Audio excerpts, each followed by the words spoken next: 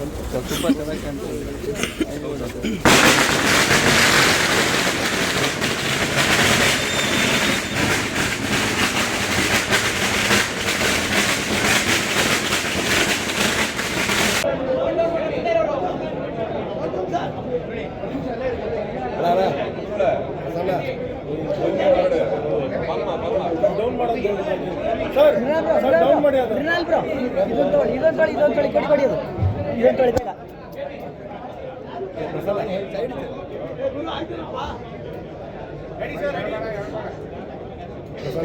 ದೊಡ್ಡ ಮಟ್ಟದ stage arrangement ಅಂತ ತೋರಿಸ್ತೀನಿ, ಅದನ್ನೆಲ್ಲ ಮೋಷನ್ ಪೋಸ್ಟರ್ ಅಲ್ಲ ವಿಡಿಯೋನ ರಿಲೀಸ್ ಮಾಡ್ತೀನಿ.